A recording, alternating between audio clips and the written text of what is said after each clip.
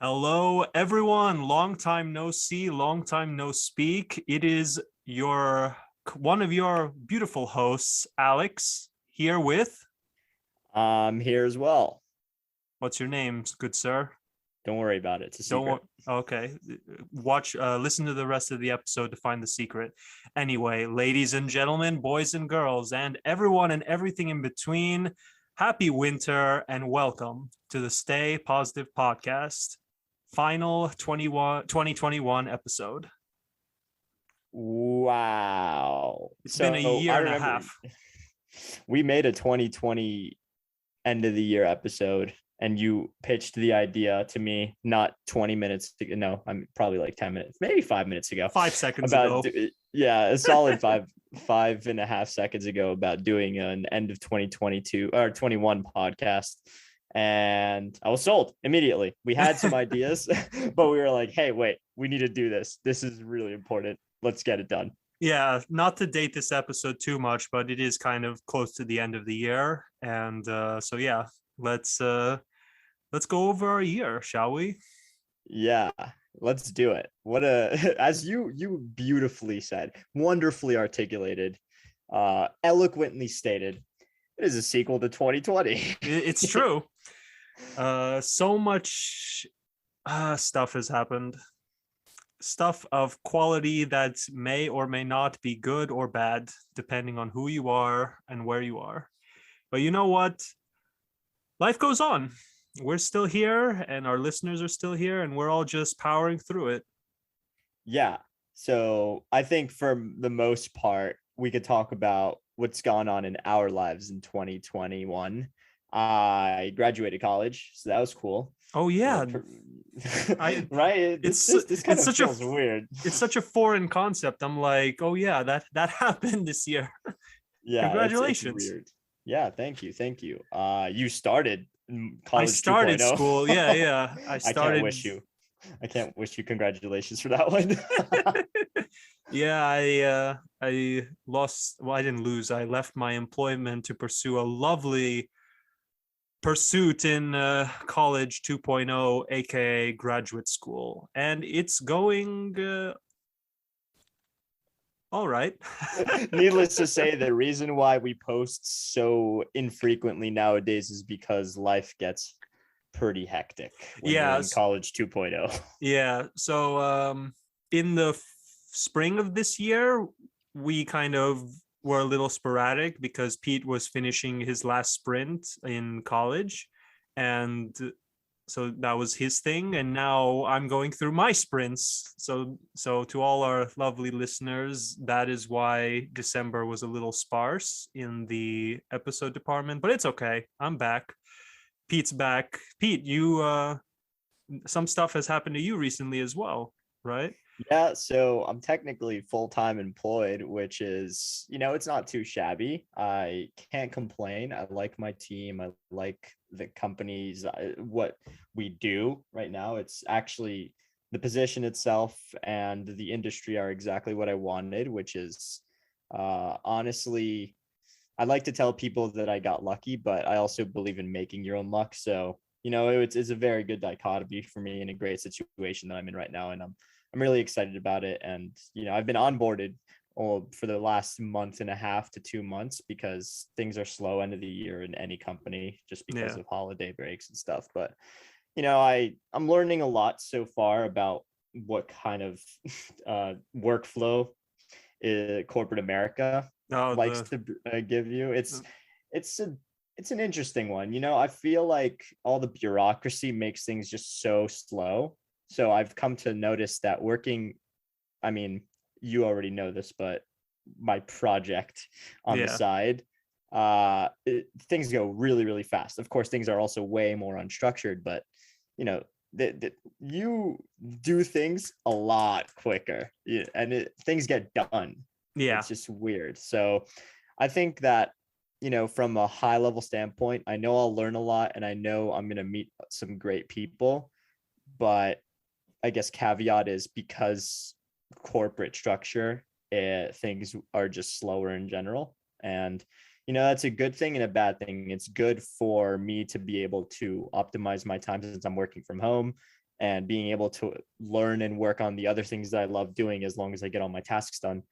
I guess bad because I won't learn as fast on my full-time job as I would like to. But, that's just like the unadulterated, real opinion of what it's like to actually have a 9 to 5 working from home in the fintech industry. So, all right. Well, once again, for the second time, congratulations. I'm really proud of you to see that you're a wonderful contributor to society. Finally, Pete.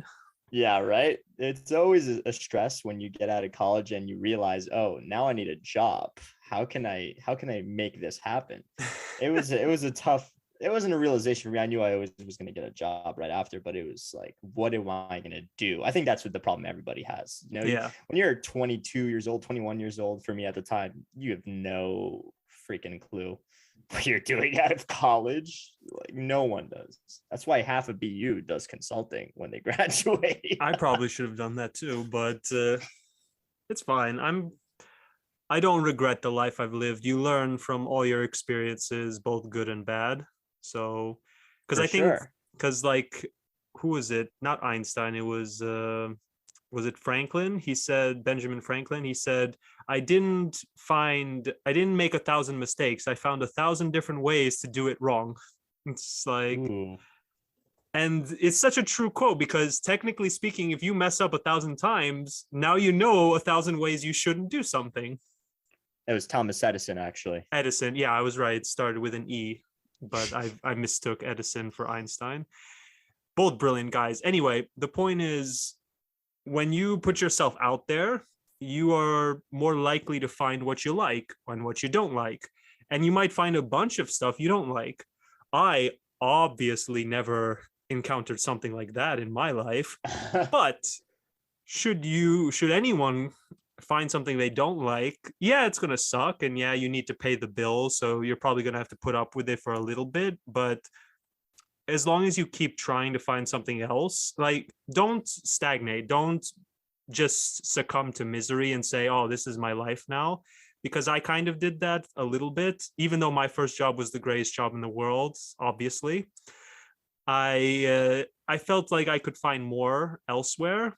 And I learned through my job that maybe when things aren't going so well, you should start looking into stuff. You don't need to leave like that instant, but you need to find what you want to do with your life, because it's your life. You're living it for you, no one else.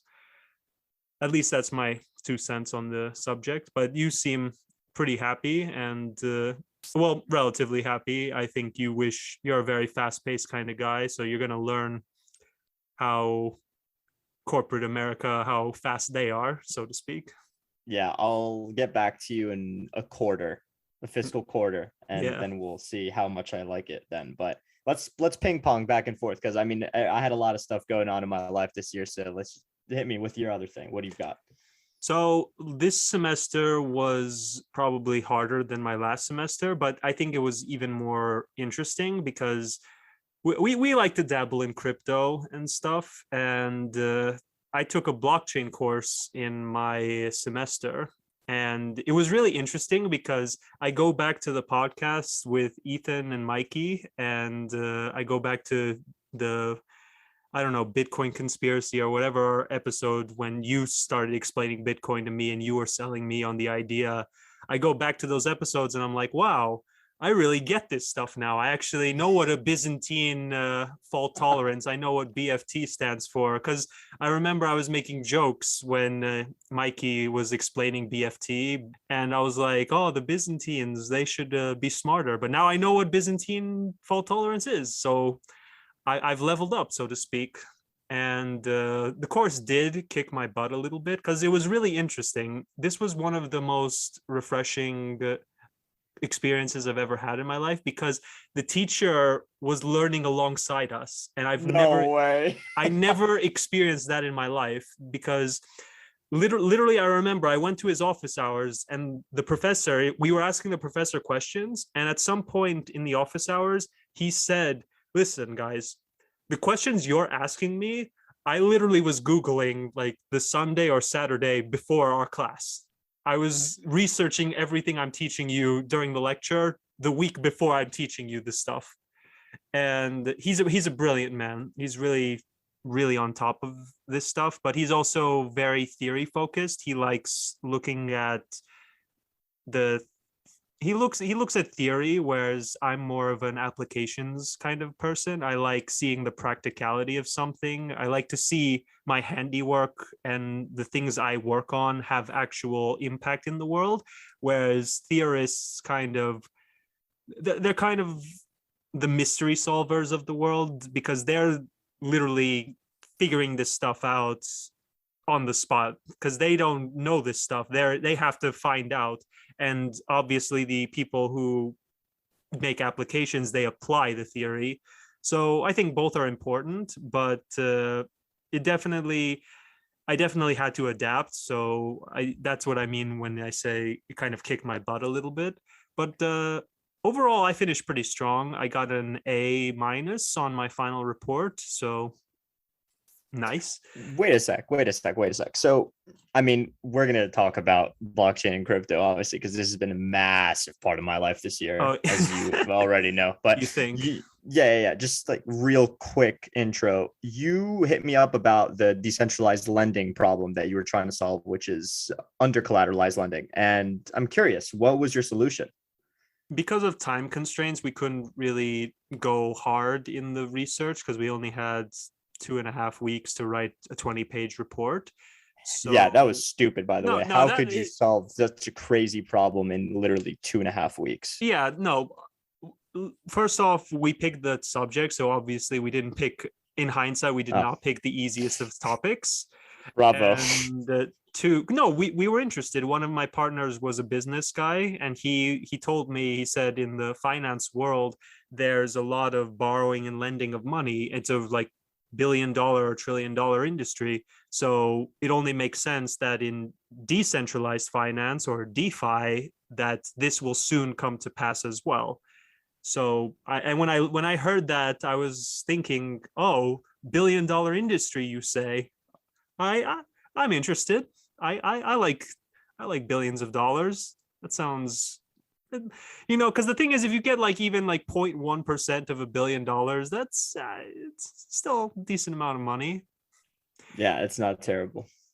Um, so basically, for under collateralized, the only main thing we could come up with was essentially, to oversimplify it, was to create some form of a credit score to highly incentivize people. So for those of you who don't know what under collateralized loaning is, when you borrow money, you have to put something such that you have to give the bank or whoever you're borrowing money something, so to make sure you don't steal all the money. So for example, when you borrow money from the bank, you could put your house or your car as collateral, and all collateral is the asset or finance that you have that the bank or the loaner will take back when you fail to pay up your debt. Under collateralized loaning means you're putting something for collateral, but it's worth less than how much you're borrowing. Obviously, this runs the risk of you borrowing a lot of money, and even if you put something up for collateral, if it's worth less than what you're borrowing, you'll make a profit. So this is obviously a security risk or just plain theft risk. So in this situation, you have to try and come up with some form of incentive to make sure that the people borrowing money can't just run away and steal all the money. So the only thing we could think of is the credit score idea. So if you have like a history, like your transactions and your IP address. So if we track you and we see what you are doing, and if you have a bad track record, people will just stop giving you money. Now, this obviously isn't the most perfect solution. It has to go a little more in detail, because what's stopping you from borrowing a huge sum of money one time and just running away? So it's not a perfect solution, but that was kind of the direction we were leading in. And I think what we found when we were researching was a company called Golden Finch or Goldfinch, who they were also researching under collateralized and uncollateralized lending. So in all fairness, yeah, we didn't crack the code, we didn't solve the problem, we didn't post a white paper, but it definitely was fun. Or maybe fun's not the best word, but it was really interesting because I learned a lot about DeFi. Not as much as you, but the thing that makes me so happy that I took this blockchain course was because I went from not knowing anything at all to now having a basic, not only do I have a basic understanding, but I also know where to look to find better understanding, which I think this is, if you ask any programmer, this is the secret to being like one of the greatest programmers. It's not knowing everything, it's knowing where to look when you don't know anything. That's the secret. And That's a great point. Dude. Every programmer has said this. Every professor, every good friend of mine who's good at programming, they say, listen, it's important for you to know the basics. Like you shouldn't not know what an if statement or a conditional, you shouldn't know what the basics are. But if you don't know something specific, it's really important that you know where to look. And with blockchain, and we didn't spend too much time with Bitcoin, we did go over something called the Lightning Network, which I think was something to try and speed up Bitcoin, since it's, not to make this a technical blockchain episode, but with Bitcoin, there's something called proof of work, which basically means Bitcoin has to solve your computer has to solve a very tough problem that takes a lot of electricity from your computer to solve the problem.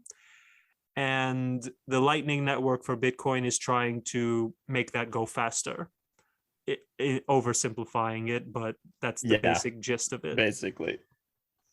So you had a great experience, is what I'm hearing. I have so many critiques on literally everything you just said, but we can make an episode dedicated to it at a later date because there's not enough time in the world to go over what else 2021 had to offer. Yeah. So the rest of my courses were pretty good. I took a user interface course, which I really liked. The professor was really good. And you're getting into a little bit of user experience from what I heard. Wait, so what framework did you use? Because I'm using React Native right now for the project I'm working on. The thing about this specific user interface course was he focused more on actual technical design. So he really prioritized hands-on. So paper, prototypes, Figma. He didn't say you can't code, you can. And I think in the end, we used Node.js with JavaScript for our final project. But wait, so your UX, you took just a bare bones UX class, as in straight up Figma. Oh, UI. Yeah, user interface, not. Oh, because you would use Figma for designing wireframes and creating flows. You don't obviously you don't use it to code. You would use, like what you said, Node.js is more of a backend framework in JavaScript, but I don't know what you use JavaScript for to design your UI. I'm pretty sure we use Node.js to just create a rough framework for the application to like make the basic functionality work. But this course focused on the UCD loops, like the user-centered design loops. So basically, you create an idea, then you send it to the users to test and see if they like it and observe if they actually know how to use it without asking too many questions from you. And then once you evaluate what they've done, like how well they responded to the application, you take your evaluation, you take the results, and then just do it again. You just iterate over and over and over again just to make it better and better, it's weird because that seems obvious, but it's nice to just be told that again, I guess, because you can apply that to anything. Succeeding and making anything good is just an iterative process. Just do it, like see if the results are good, and if they are, do it again, or if they're not, make a change. That's actually really cool. because they don't teach you that. At least they didn't teach me that in school. You kind of learn that as you go along doing projects. me doing mine, I've had to learn that the hard way, and still we're in dev, so it's really a learn as you go process. And then as soon as we launch, it's going to be so much iteration that has to happen so quickly paced, and keeping track with your users, like making sure all the feedback gets filtered and the bugs get fixed and the stories get handled. There's a lot of organizational structure to it that you honestly didn't even know existed, more than likely. And it's fun, but it's really stressful because you have a lot to do in so little time. Yeah. But I guess the good thing about it for me is I enjoy it, so I don't care, you know. No, I think learning the hard way is probably, it really is the best way to learn, in the sense of retaining your knowledge.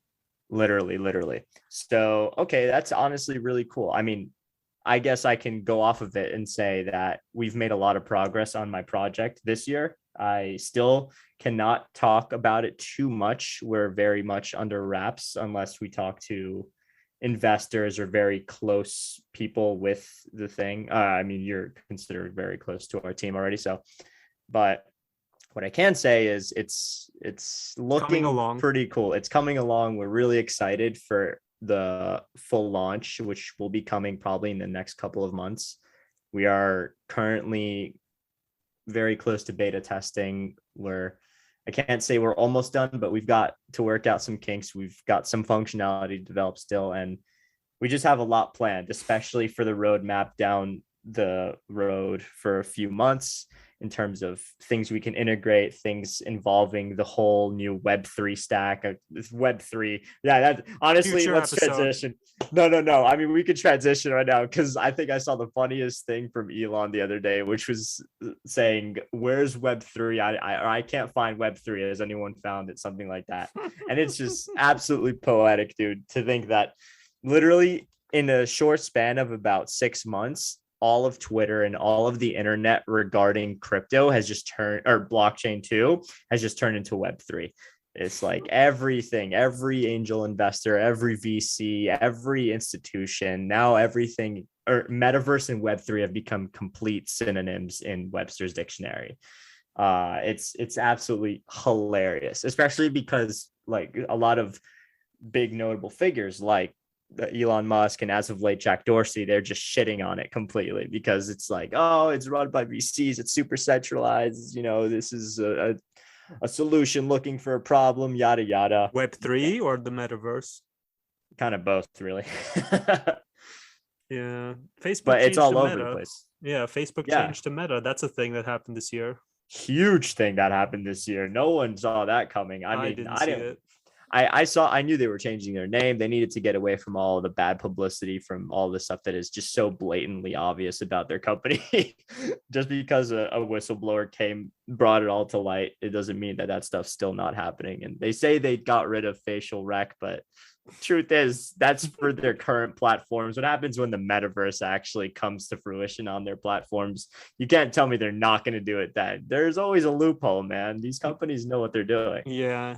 So Zuckerberg's too smart, man. He knows exactly what he's doing. It's all just 4D chess to these execs. I'm telling you. So to all our listeners who most likely are a part of the technological age, with your technological uses, just use it moderately. Don't be mindful. That's what you wanted to say. Don't join the metaverse. Well, look, I'm going to say I'm totally going to. Maybe not Facebook's idea of it, because in their way, I suppose I had a really interesting conversation with Zayam the other day. Friend of ours. Yeah. More or less, he sent me a video about how right now society is just a system of machines. And one of these so-called machines, well, let me define machine in this context. It's basically just something that will take a bunch of inputs and produce an output. And the generalization is that literally everything in society is a machine. Human beings are machines with sub-machines within them, like your endocrine system, your other things. And then on a massive macro scale, you've got banks, you've got educational institutions, agriculture. There are so many things at play, right?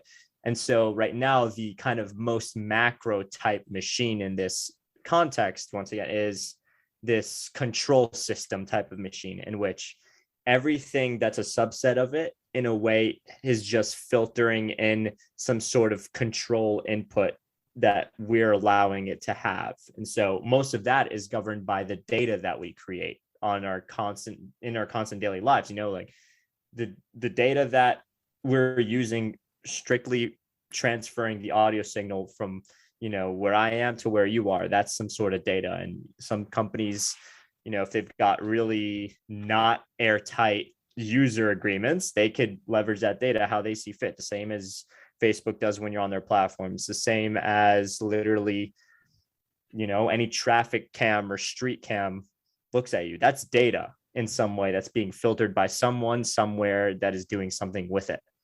So anyways, that's how current society works. It's just the data is leveraged for the use of corporations and institutions to, feed this gigantic machine.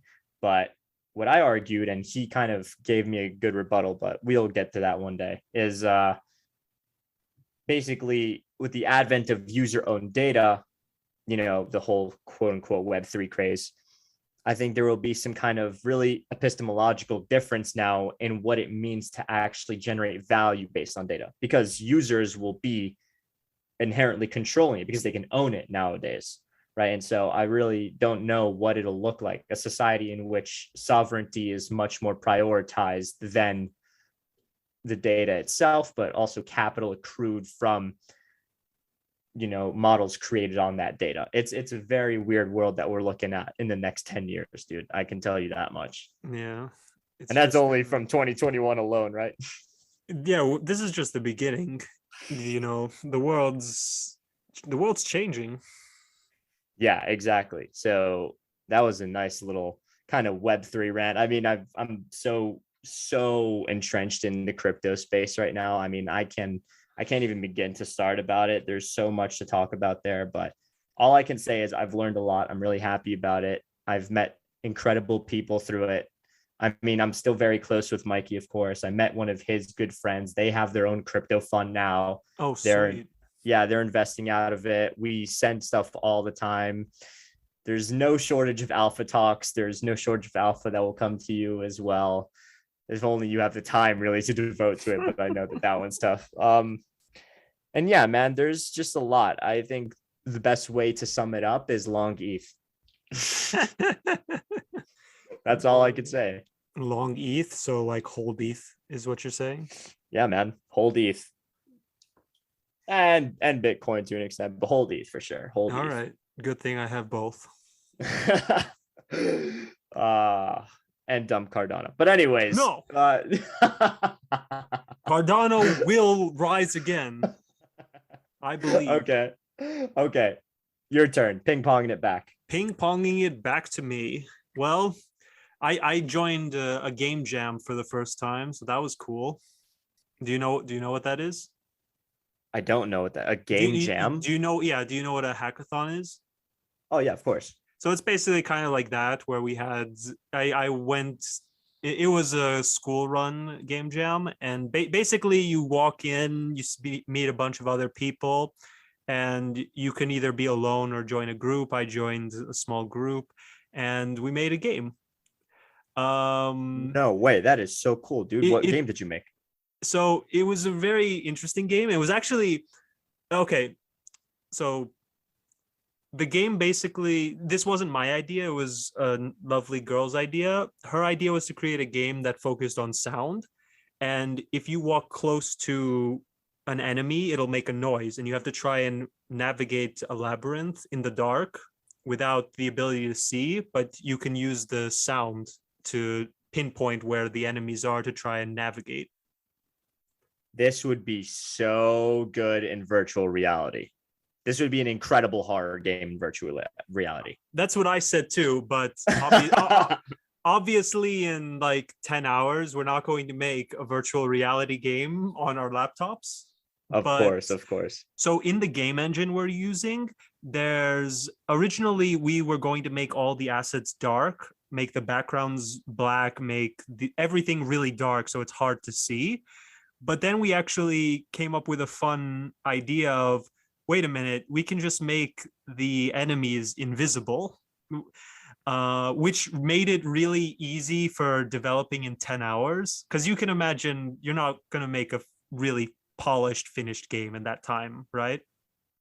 Oh yeah, dude, of course not. Wait, I didn't even know that game engines were a thing, but also it makes sense because we've got Blender to render video and animation and any type of thing. So yeah, that's kind of me thinking out loud and answering my own question in one sentence type of Yeah, thing.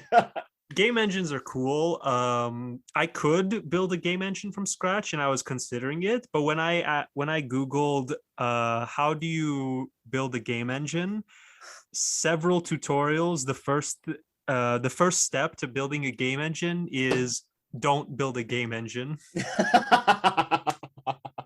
Dude, I can imagine it's like writing a compiler for programming Yeah, language. It's probably horrible. it's you would have to put a lot of effort, especially if it's 3D, because in 2D it's simple. You just have sprites, you have just the X and Y axis, and there's not really lighting in 2D. You just kind of shade. It's basically like a fancy painting in 2D.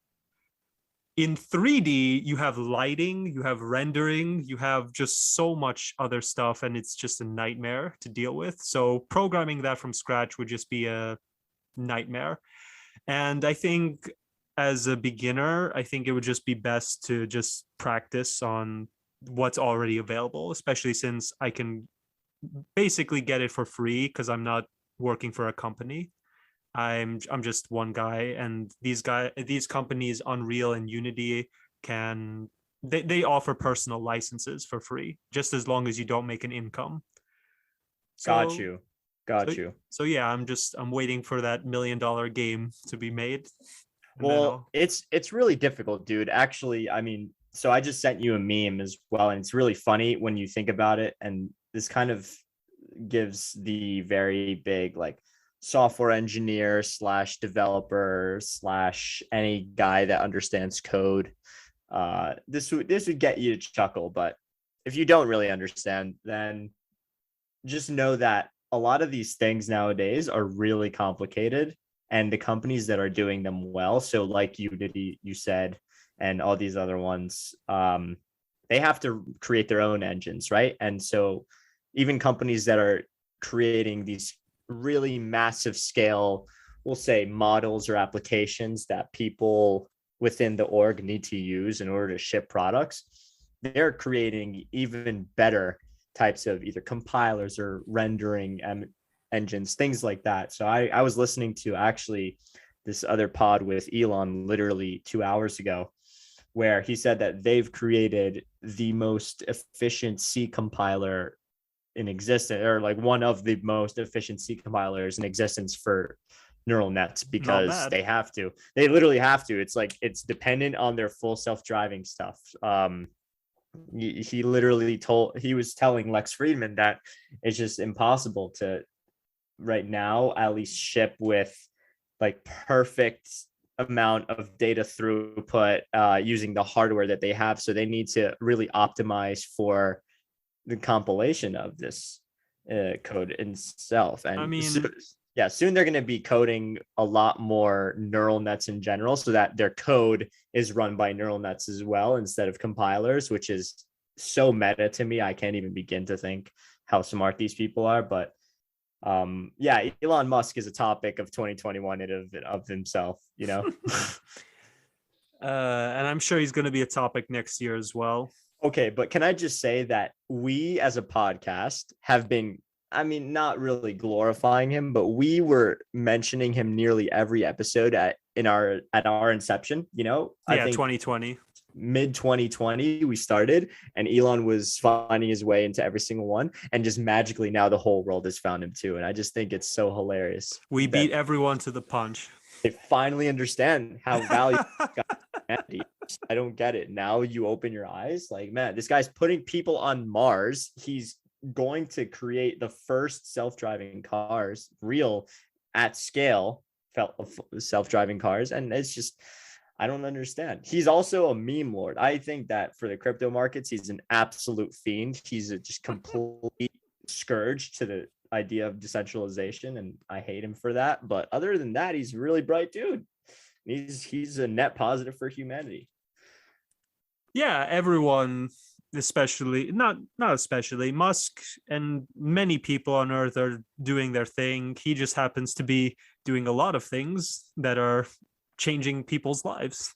Yeah, he's just also so vocal on Twitter. Like, he's posting memes every day. He's making fun of senators and congressmen and women. It's just, he has no filter, and he also is just, he's become a meme in it of himself. You know, he knows that he's got so much power with his words and so much influence. So at this point, he's just taking advantage of the fact that he's practically untouchable.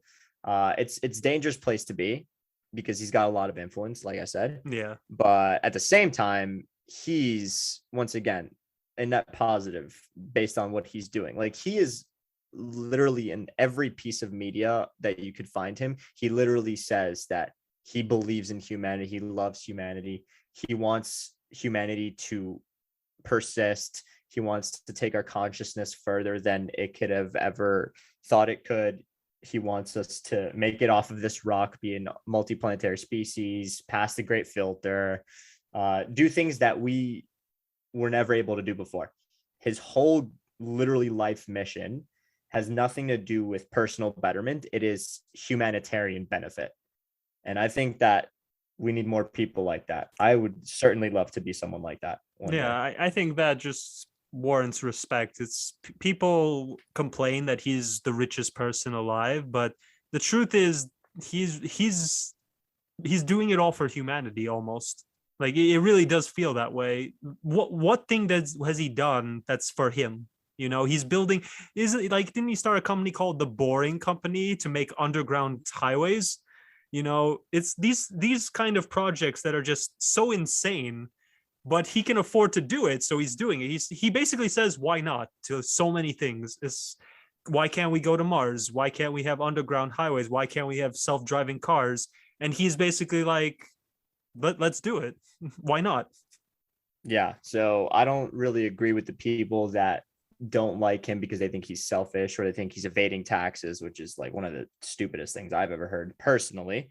I would argue with anyone on this planet right now, because I have to, based on my crypto investments, I've had to read the tax code sort of through and through. So I know where I'm going to get screwed. And I know how things are working, sort of. It's going to suck doing the taxes themselves, but I get it. And like, this guy's airtight. He's not evading taxes. You know, he's not doing anything that the thousands of other 9-figure and 10-figure people in the United States aren't doing. So there's stuff like that you just love hearing from government officials saying that when they have no idea. Also, I had this really interesting talk about government officials being incentivized to hold stocks and creating legislature to hold stocks, and it was a very good talk that I think you'd love to have one day. Yeah, I guess that's a pretty good segue. So 2021, we both been going through some stuff. Things have changed from school to work, from school to summer to work, whereas for me it was from work to school to more school. I think both of us have been going through more and more experiences in our lives, which I highly encourage other people to do as well, because I think that's how we grow as people, through more and more experiences. Yeah. But back to the segue. So 2022, it's soon to be upon us. What do you think? We have a lot of topics, I think, that we want to talk about for 2022, wouldn't you say? Oh yeah, for sure. I mean, even if I could sort of rewind my 2021, like, I mean, if a lot of stuff went on in the political landscape that we've talked about, and of course, you know, to each their own, but let's not get bogged down by the things that don't matter as much, and let's focus on loving each other, spreading positivity, and not worrying about all of the negativity that happens on either side of the political spectrum. Absolutely. People are people, you know. Exactly. You have no right to look down upon anyone else so much so that they don't have any right to look down upon you. You would never want people to like knock you down and keep you there. So in that situation, you should try your best to feel the same towards others. Are there scumbags on in the earth? Absolutely. But the truth, in my opinion, the truth is 99% of people are not scumbags. They're just average people living their lives, just like you, just like me, and just like all our listeners. So, with that being said, just live your life and don't do anything to hurt anyone because you wouldn't want to be hurt from someone else for no reason. So, likewise, do the same to everyone else. And 100%, dude. politics is silly. Don't waste your precious brain power trying to understand it. Politicians, that's their job, and they don't understand it. So, you know.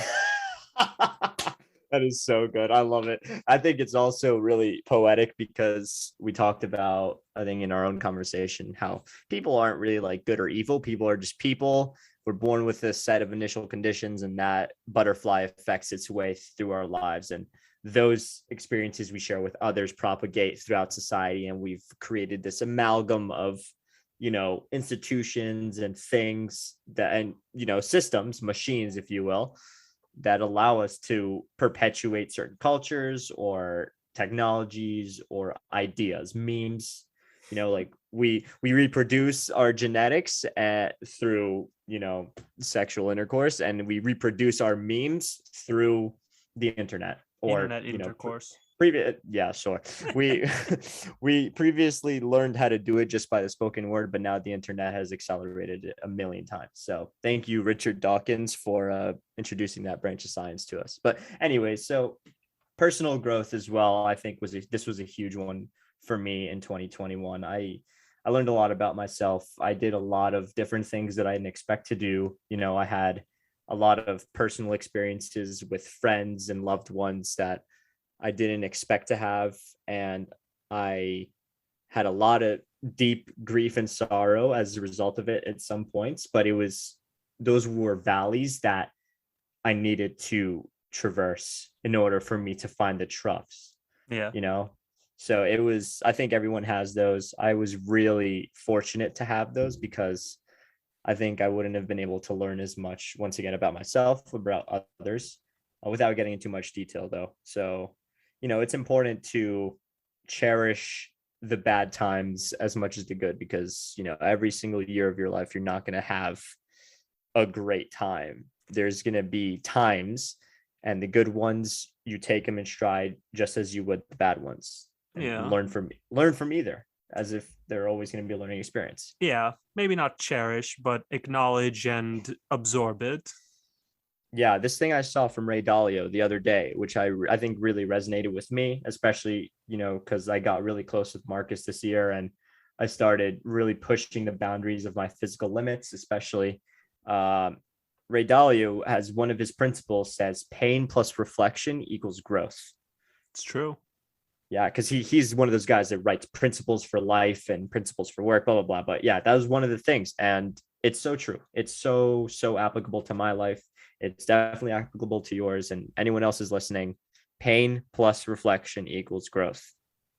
Internalize that, live it out, because it matters. With that being said, don't pursue pain, pursue growth. Hell yeah, dude. Pursue pain and enter the pain cave, man. Fight pain with pain.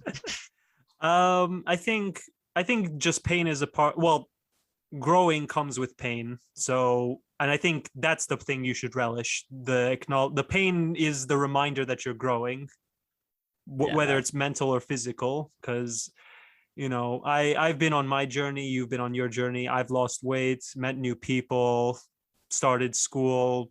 Like I'm ever so slightly starting my dreams, or sorry to sound corny, but starting my life like fresh, I feel. And yeah, there's been some tough times. There's been some times where I got my butt handed to me, but you get back up and you keep walking. 2022, the year Alex runs a marathon. Probably actually technically I did make a game this year, so I did hold my promise. Hmm. So next year is the time I publish a game. There, another promise. That's two promises.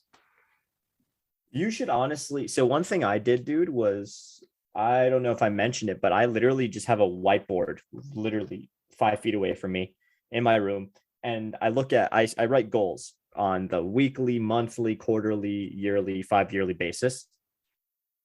And it just helps me. It keeps me aligned with my visions, things that I want to pursue in life and things that I want to help me grow, help myself be a better person with my family, find success in my own personal way. I think you should totally try something like that because I'll uh, definitely consider it, since it's I hard think to remember, right? It's hard to remember all your goals. it's true. I and I think time management is honestly one of the greatest skills a person can ever acquire, is time management skills. Yeah, for sure. I don't even think I use this for time management necessarily. It just literally A every reminder. single morning. Yeah, every single morning I'll think, hey, am I doing something that'll get me 1% closer to achieving one of those goals so that I could just cross it off the list? Right. And it's not really for crossing off the list purposes. It's more like me being able to reach that mountaintop and say, hey, I got that. All right, let's see what I can do next. Right. Um, and for the most part, I've been pretty on the dot with most of them. So I don't know if I'm undershooting my abilities right now. I haven't made some of them, and I know I'll miss a few as well, but I think I'm like at an 80% conversion rate right now, which is not terrible. That's So I think just passing. a little more ambitious. I mean, it's a passing grade. I take that. Yeah, I guess you could say passing grade. I mean, I once again, maybe I just need to be more ambitious. But anyways, and I guess to round us off, really, we have, I guess, one of the most important topics in anyone's lives. Someone opened my eyes to this a few weeks back when I saw her, and it was really important to hear it, but you don't ever think about it that much. And I've every day been jotting it down in my notebook, but I didn't really internalize it super well until I heard it from her and started being mindful. And that is your health. Like, oh my God, your health is such a priority. When you think about it, dude, well, obviously, but when you think about it, so many people take their health for granted and they don't really understand the implications of good health or bad health until it really hits them in the face like a truck.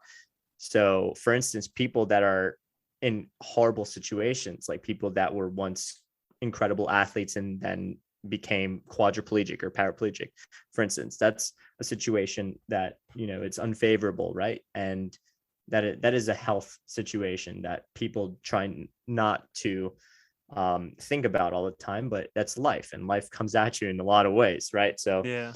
I just think that keeping track of your health has been a huge thing for me this year, but really being mindful of it towards the end of this year has been a huge thing. I think in general, people, if you just look at yourself and say, am I the healthiest I could be right now? Am I in a great place where I can say that I'm living a healthy, sustainable life? And if you are, fascinating. Because look, I've had my mind changed on a lot of different things this year. COVID, for instance, I was a little more cavalier about how I treated it.